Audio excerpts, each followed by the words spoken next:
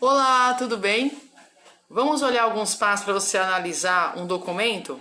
Nesse caso aqui, eu pedi a análise do documento Lei do Ventre Livre.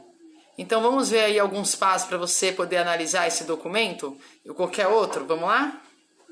Bem, para analisar um documento tem que tentar pegar sempre o documento original para analisá-lo. Aqui a gente tem o documento original, mas você vê que ele é muito antigo, ele é redigido à mão. Bom, vamos pegar esse documento, só que já transposto, tudo bem? Digitado. O segundo passo para você ler um documento é olhar então qual é a fonte. Tudo bem? Aqui a fonte é o planalto.gov, Presidência da República, Casa Civil, que é onde estão as leis do nosso país. Terceiro passo, quando foi escrito? Você olha ali, o número da lei, foi escrito no dia 28 de setembro de 1871. Ai, peraí, filho. Nós sabemos que a princesa Isabel e Dom Pedro II estavam no Rio de Janeiro, então esse documento foi escrito no Rio de Janeiro. Para quem ele foi escrito? Ele foi escrito, então, para todos aqueles que sabiam ler. Com certeza é mais para a elite.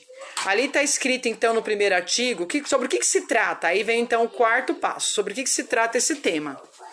Olha ali, os filhos de mulher escrava que nasceram no Império desde a data dessa lei serão considerados de condição livre. O que isso quer dizer?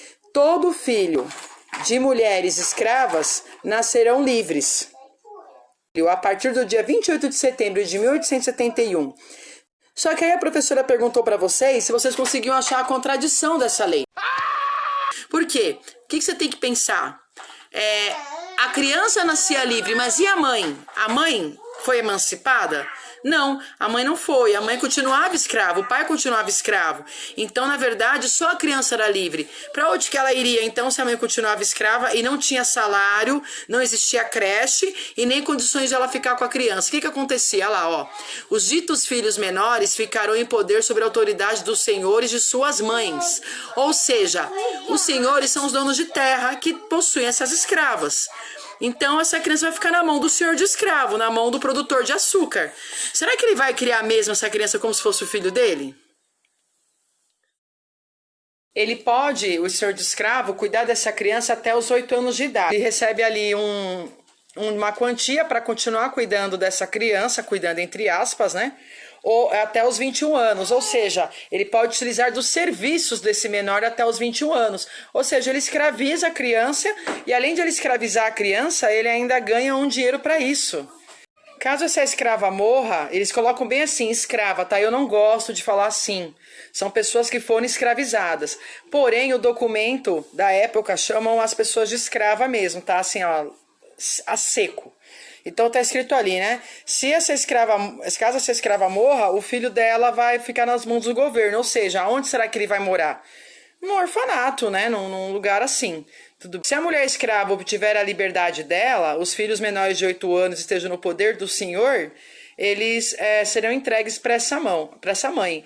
Exceto se ela preferir deixar com o senhor. Nesse caso, não é que ela prefere deixar com o senhor, é que ela não tem dinheiro. Se ela é escrava e ela não teve nenhum tipo de indenização, nenhum dinheiro para juntar, como é que ela vai criar essas crianças?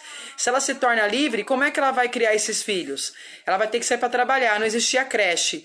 Então, muitas vezes, ela sai desse tipo de escravidão, só que com uma mão na frente e outra atrás. E ela é obrigada a deixar seus filhos lá sendo escravizadas, entendeu? As crianças que forem abandonadas pelos senhores, olha isso, pelos senhores, hein? Ficará à disposição do governo até os 21 anos e terão que prestar serviços gratuitos para o governo, ou seja, são escravas do governo essas crianças, né? Mudar para melhor, com certeza, que ia mudar melhor, já estava bom. Diz que ia mudar para melhor, não estava muito bom, estava meio ruim também, estava ruim. Agora parece que piorou. Mudar para melhor, com certeza, que ia mudar melhor, já estava bom. Diz que ia mudar para melhor, não estava muito bom, estava meio ruim também, estava ruim. Agora parece que piorou. Depois haverá uma série de outros pormenores aqui, de vários artigos, falando sobre o pecúlio, ou seja, sobre a economia desse escravo. Caso ele tenha conseguido economizar algum pecúlio, nesse caso, alguma economia, aí aqui tem uma série de leis que ele pode dividir com o seu cônjuge, ou seja, com a pessoa que ele é casado, ou deixar para o filho, enfim, são uma série de artigos falando sobre isso, tá? São vários pormenores aqui, eu não vou ler tudo com vocês, mas então, de certa forma, Essa lei, ela é sim um passo, né, para a abolição da escravatura, já é um passo para essa luta contra a escravidão, mas ela tem essa contradição. A criança, ela nasce livre, porém os pais não estão livres. Os pais não têm condições de criar essa criança que já nasce livre, e o governo ele se isenta dessa responsabilidade de dar condições para que esses pais criem a criança. Lê lá essa lei, lê com mais calma e me fala o que você achou dela, o que você achou dessa lei.